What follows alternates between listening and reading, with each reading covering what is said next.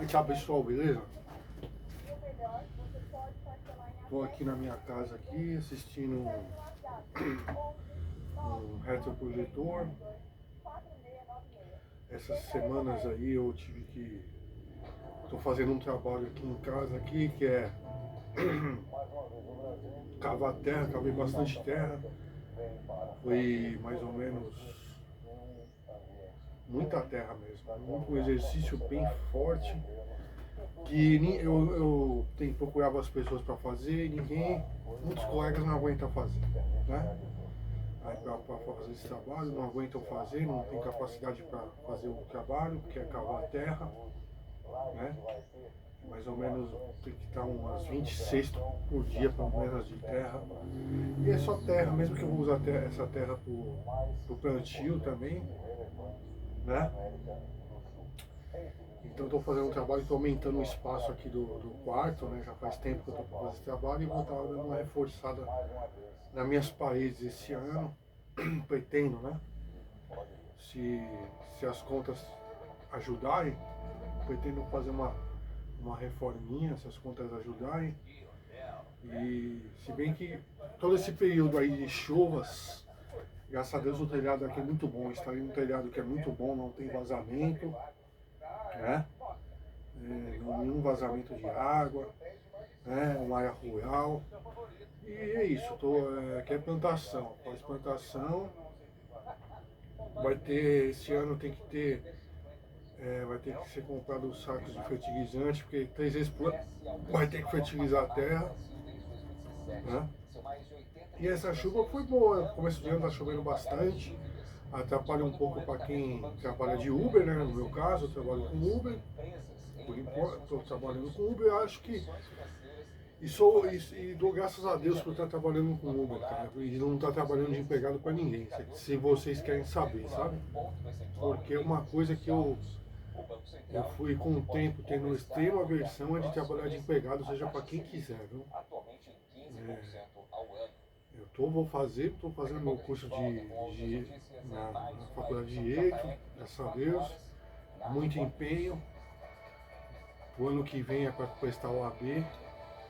E aí aqui eu estou cavando já meu quarto, vou cavar meu quarto, que aqui eu vou nesse aqui eu vou colocar só móvel de madeira maciça aqui dentro, né?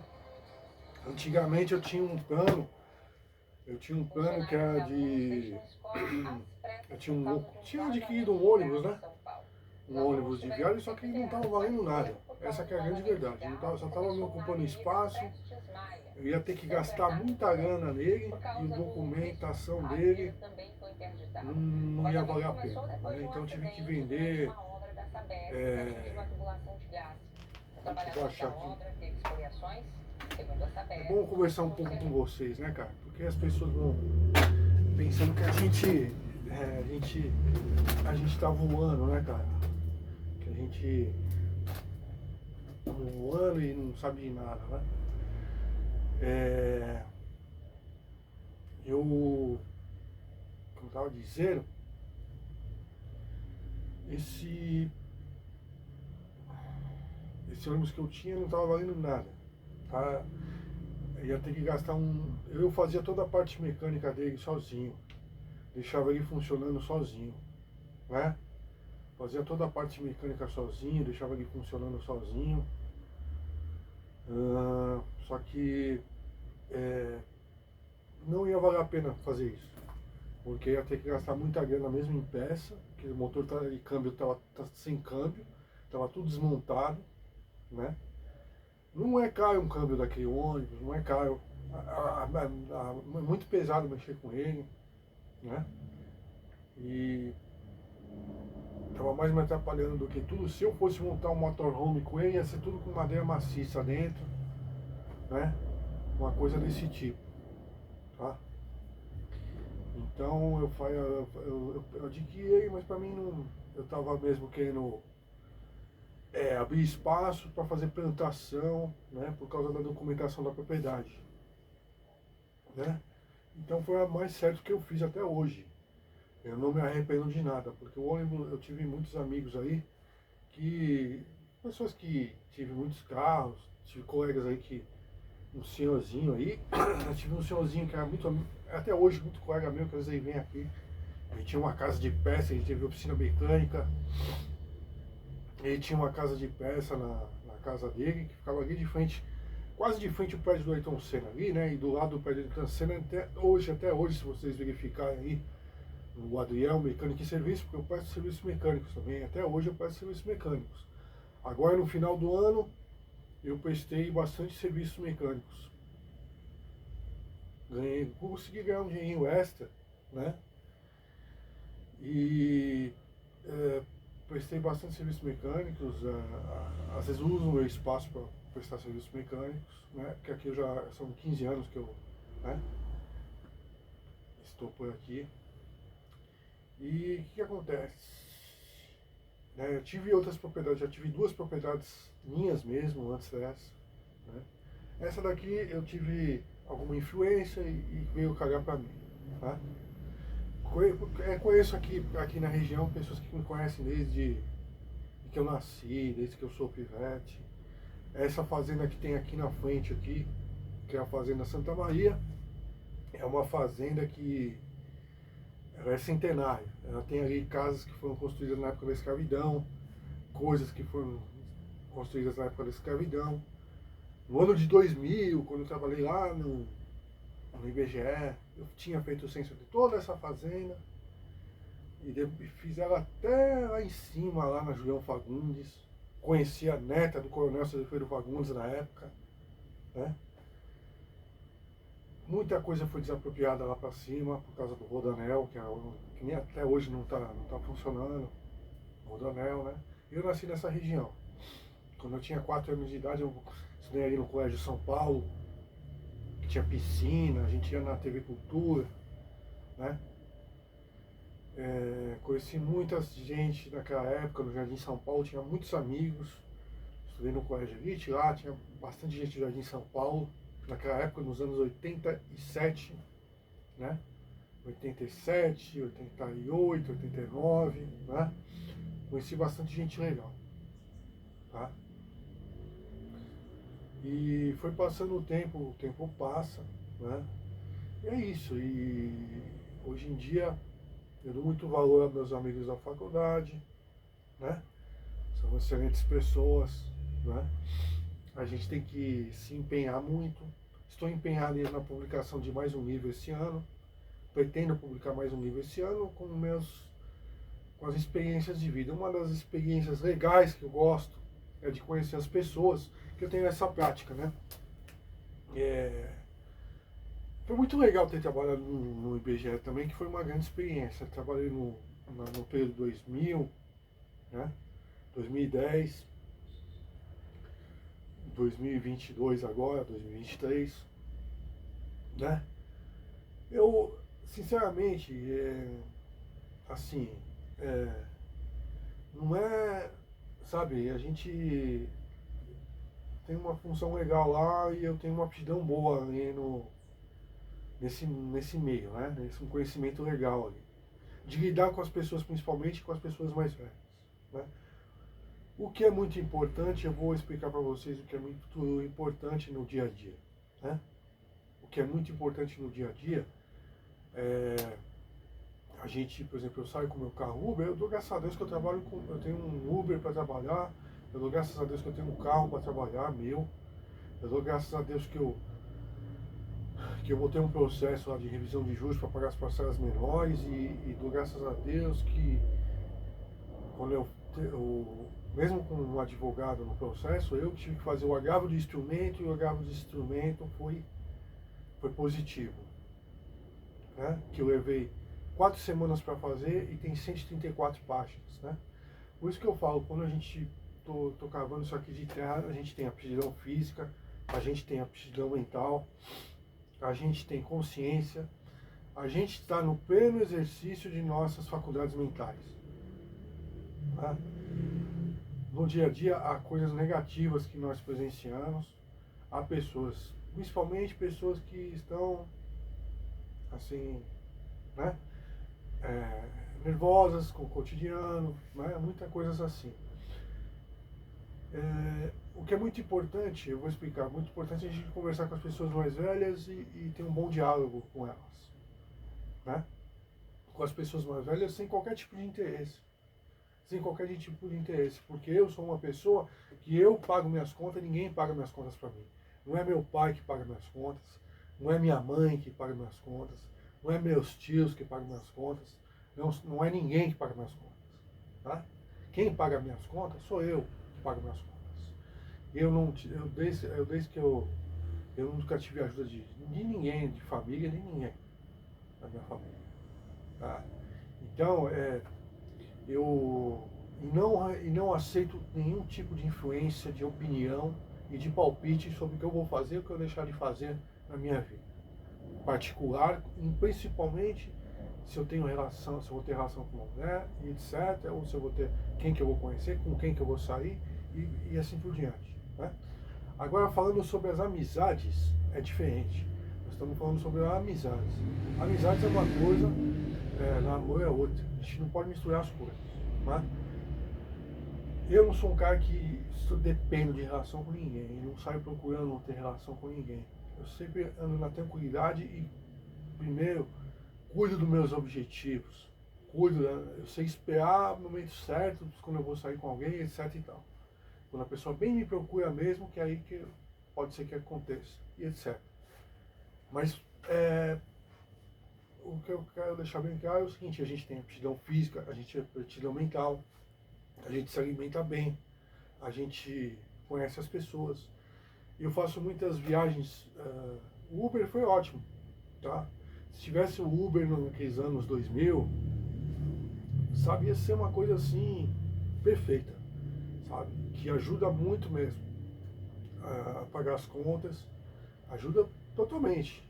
A gente gasta em combustível R$ 2.000 por mês.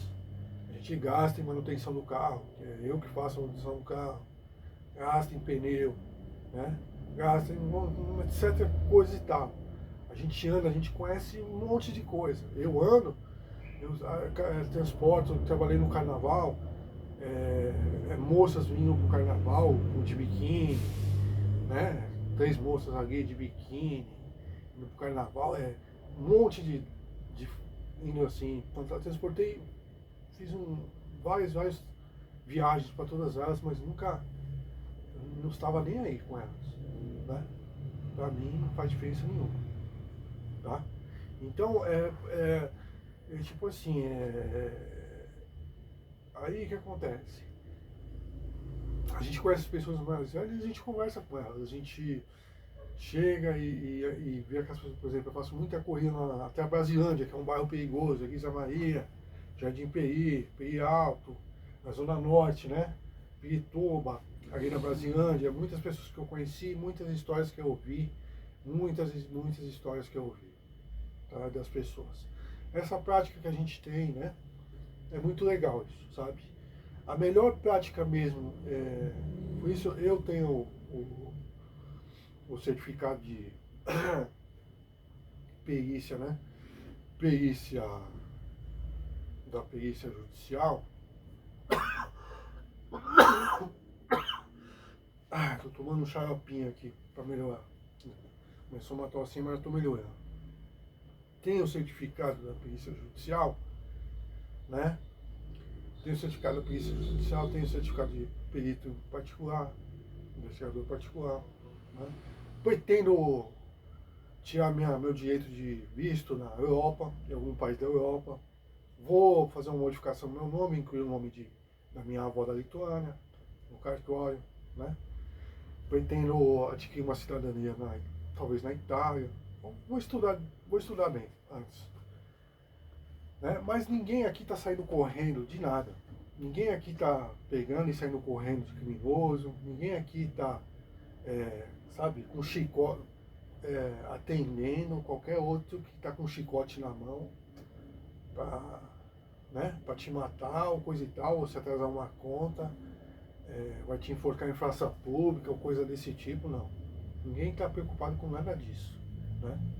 A gente, sabe, tem consciência que tudo tem o seu tempo, tudo tem seu limite, nós temos que trabalhar e ganhar dinheiro primeiro, e manter a calma e deixar de interferir negativamente negativamente na vida das pessoas, né? Que isso é muito terrível, né?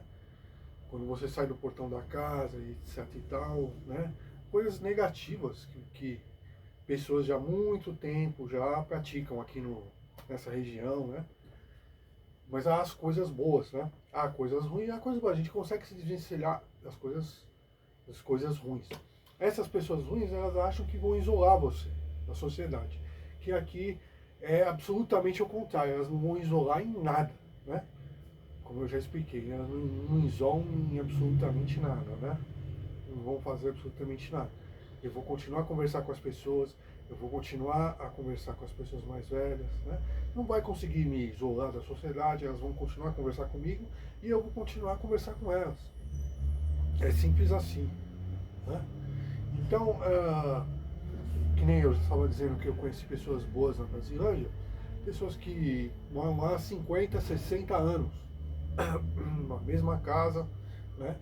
No mesmo local, na mesma residência, moram aí 50, 60 anos, senhoras de idade, senhoras de mais de 70 anos, conversando, me contando as histórias do lugar, quando as ruas eram de terra, né? Eu dou muito valor a isso.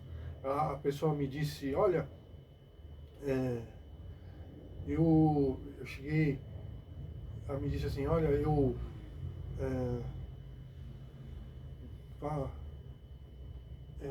eu fui tentar conversar com o motorista do Uber. Aí eu cheguei pro motorista do Uber e falei, olha, o senhor tem uma cara de bravo, o senhor não conversa? Aí ele falou, não, eu não converso não. Desse jeito. Aí a mulher, sabe o que a pessoa fez? Pegou e desceu do carro, né? Pegou e desceu do carro e ficou, foi por isso mesmo, né? Pegou e desceu do carro, tá? Ah, aí eu falei, não tem nada a ver, eu converso normalmente, pra mim, e eu conversei, troquei muitas ideias que eu me interessei, perguntei sobre quantos anos ela morava lá, e aí eu fiquei sabendo que eu morava há 50 anos, e pra mim isso é muito legal, a gente trocar essas experiências, porque eu nem tinha nascido também naquela época, né? Eu procuro sempre saber da história dos locais, eu gosto de fazer, fazer uma certa antropologia, né? Dos fatos, de tal, né? Então, aí eu conversando com a pessoa, eu consegui ficar a par dos detalhes antigos, né, do local, né? E conhecer melhor aquele local, né? E a gente faz amizade não só com uma pessoa, mas faz amizade com outras. Ou anteriormente, por que a gente vem falar dessa prática né? Do, essa prática aí de fazer uma assistência, né, através do grupo de correspondente jurídico, que tem um grupo de correspondente jurídico, certo? E lá, nesse grupo de correspondente jurídico, a gente, a gente assim, entre aspas, porque eu e pessoas que vão entrando no grupo, né?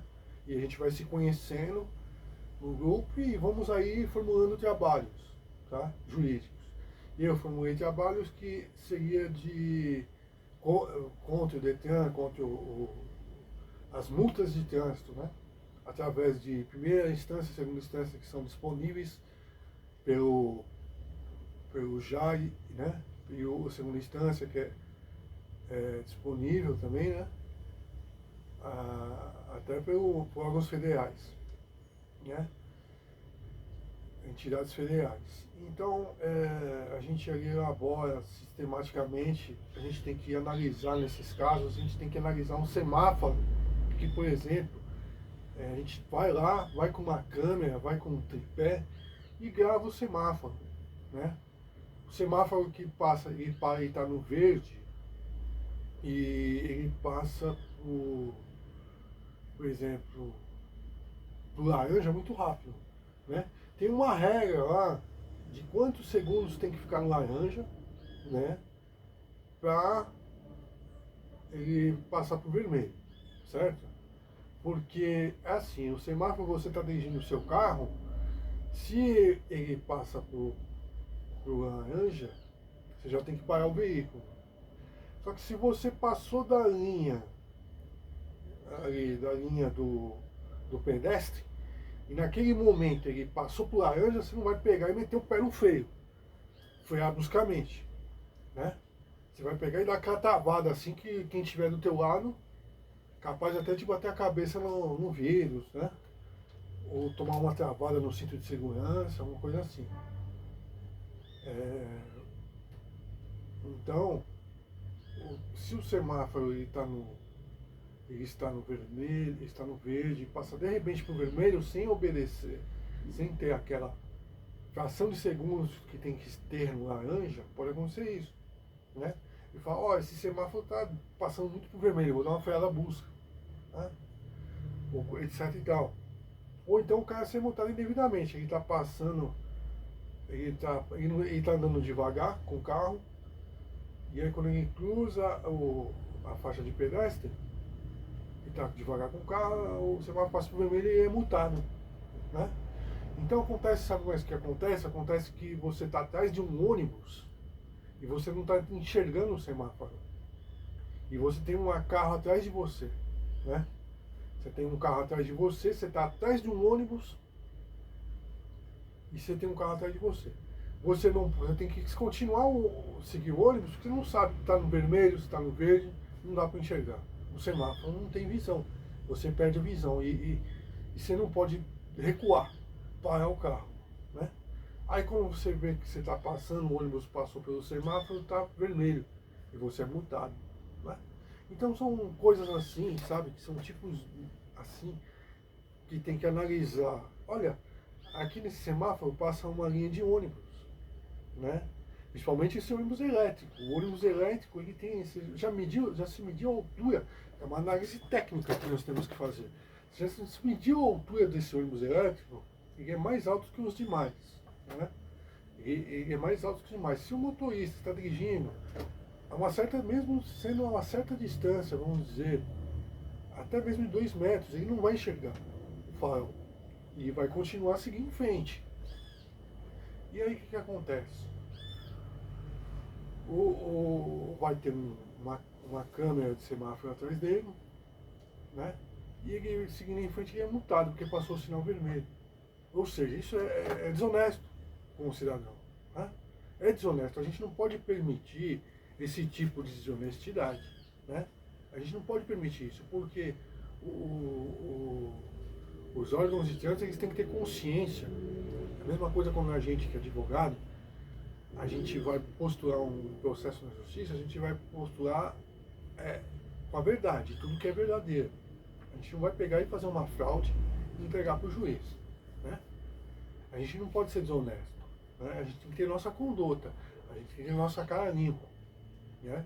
A gente tem que falar a verdade sempre, e nunca aceitar mentir e combater quem acha que mentira vai para frente, né? Ou falsa organização, etc e tal, né? Então o que acontece? Eles agem com desonestidade, né? Porque eles sabem que tem uma linha de ônibus, né? Eles sabem que se o motorista seguir atrás daquele, né? Atrás daquele ônibus, ele vai ser multado, né? E o motorista vai estar pagando a multa e os pontos na CNH. Isso é honestidade, é aceitável? Isso não é aceitável. Não pode haver uma falha dessa, né? Não pode haver uma falha dessa, não pode, tá? Bom, outras coisas que eu vou dizer a respeito das leis de trânsito, que são as leis de trânsito são outras coisas que a cidade ela está completamente em obras. A Sabesp vem fazendo buracos na pista, onde que o motorista ele tem que pegar e desviar o carro, constantemente fazer desvios, sair da pista e entrar e passar por cima da canaleta quando tem um carro quebrado, a canaleta de desvio. Vocês concordam com isso, que uma canaleta de desvio um motorista tem que ser multado em R$ 880, né? Canaleta de pista, R$ 880. Ou seja, R$ 880 o motorista é multado por causa de uma canaleta, por causa de passar o carro. Isso é uma lei completamente absurda, né? Porque a primeira coisa, ele tem que ser multado, mas não nesse caso. Eu vou dizer em qual caso que ele tem que ser multado, tá? Ele deveria ser multado no caso que estivesse, por exemplo, que acontece muito. Eu estou dirigindo o carro, a gente tem, porque eu vou explicar, existe mesmo motoristas imprudentes, tá? Existe motoristas imprudentes, existe mesmo. Só que nós, as pessoas boas, não podem pagar pelas pessoas ruins, pelos motoristas imprudentes, pelos atropeladores. As pessoas boas não podem pagar pelas pessoas ruins, né? Então eu vou explicar.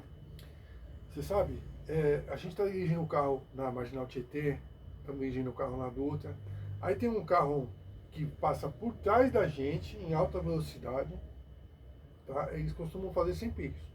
A gente está no limite da velocidade, o limite da velocidade é 90, nós estamos a 80 km por hora, tá? 80 km por hora. Aí eles passam a 110 km por hora atrás da gente. E o que eles fazem? Tem um desvio, uma canaleta, que ainda é até com tartaruga em cima. Eles pegam e passam por cima da canaleta, com a tartaruga em cima, para fazer o desvio. Toda na nossa frente. Com o risco de bater naquele muro ainda, sabe? É esse tipo de coisa que não se faz. Isso eu nunca faço também. Sabe por que eu nunca faço? Porque mesmo dirigindo Uber, eu não estou nem aí. Eu não estou nem aí. Se acontecer se eu estou vendo no GPS que eu tenho que entrar para a direita, só tem ali uma canaleta, um desvio de canaleta, né? E quem viu eu dirigindo sabe disso. Eu não entro, mesmo se eu pegar o caminho errado, eu vou pelo caminho errado até o final, até eu conseguir um caminho certo. Mas eu não entro, eu vou que nem um trem, sabe? Eu vou que nem um trem, eu vou pelo caminho, assim, faço outro caminho, mas fazer isso eu não faço, de jeito nenhum. Pegar e pá, entrar de repente, eu acelerar mais, passar na frente do outro e fazer isso para direita, eu não faço, de jeito nenhum. Eu não faço essa situação, eu vou direto, tá?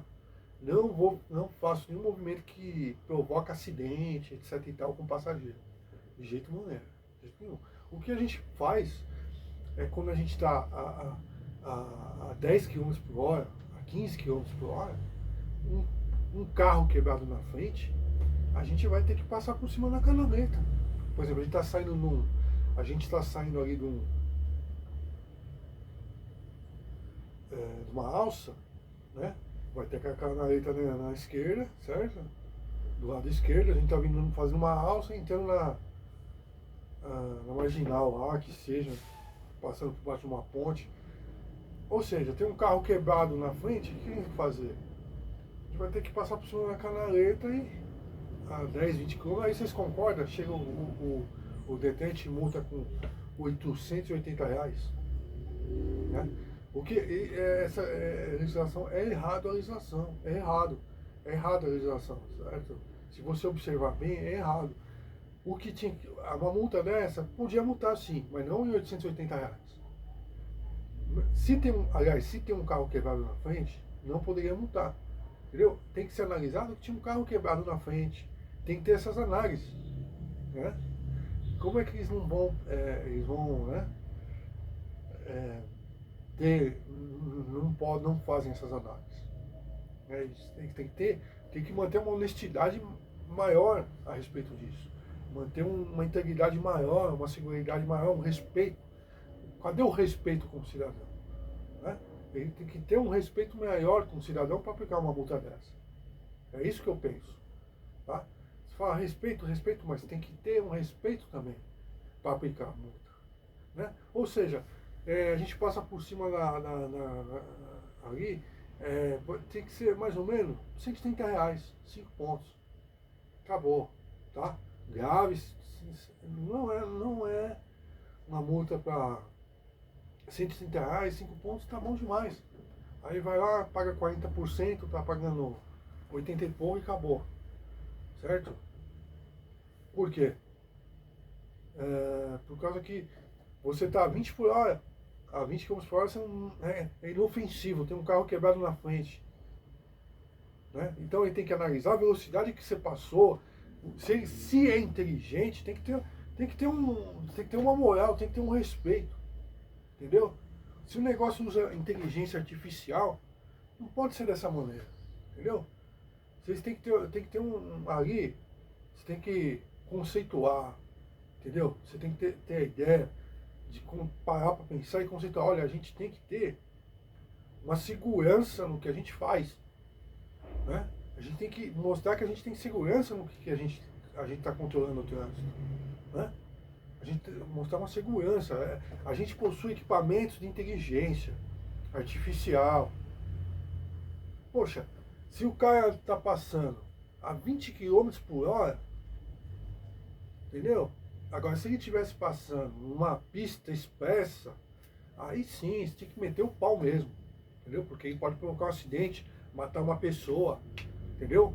Bater um carro, matar uma pessoa. Aí sim, tinha que meter o pau mesmo. Né? Mas você está vendo que não tem periculosidade. Você está por causa de um carro quebrado, parado na frente. Então é oportuno esse tipo de situação. Então nós temos que mostrar que nós somos inteligentes na pegada. Se eu tivesse ali, sinceramente, eu não participo do trabalho deles, nem nada, mas o que eu lembro, se eu tivesse ali, tecnicamente, você usar a inteligência artificial não é para atacar o motorista, entendeu? Você tem que usar a inteligência artificial para ser inteligente, né? Para ser inteligente, para pegar um negócio. Olha, os caras ali, entendeu? Ela analisa a velocidade que você tá? Ela vai analisar se tem um carro quebrado na frente, tá? Que nem o GPS. O GPS ele analisa se tem um carro quebrado, analisa tudo isso. Tem que analisar se é uma situação de congestionamento, entendeu? Se é uma situação de trânsito, congestionamento, né? Nessas situações, e vocês aí ficar riscando faixa em tudo que é canto, ficar riscando pista, vocês vão riscar pista, vocês riscam pista, tal, pela segurança, para evitar acidentes, vocês botam a tartaruga. Se o cara sobe em cima da tartaruga, aí sim, entendeu? Mas tem lugar, faixas que tem tartaruga, que são faixas brancas, tem outras que são amarelas, né? Agora, vocês ficarem riscando faixa branca em tudo que é canto, que não tem nem pé nem cabeça, aí já não fica certo. O cara vai subir em cima de uma faixa branca daquela uma hora, e aí? É uma multa de R$ 880. Isso aí é inviável. Tá? É um negócio que não tem que se usar a inteligência artificial. Fala, não, senhor. Entendeu? Vamos usar a inteligência artificial. Veja, a média velocidade dele. Média, tal. A velocidade estava 20 km por hora, 30 km por hora. Ele não subiu, ele não passou de 30 km por hora, ponto. Ele não passou acima de 30 km por hora. Então deixa. Então é 130, 5 pontos, acabou. Entendeu? Agora vocês é como se fosse, você chega assim no negócio dele, é uma situação que é um assalto malandro e acabou. Então tem que parar com esse negócio no Detran, entendeu? Tem que mostrar que existe responsabilidade, que existe inteligência, que, entendeu? Que tem que mostrar que a gente respeita o cidadão, o bolso do cidadão, entendeu?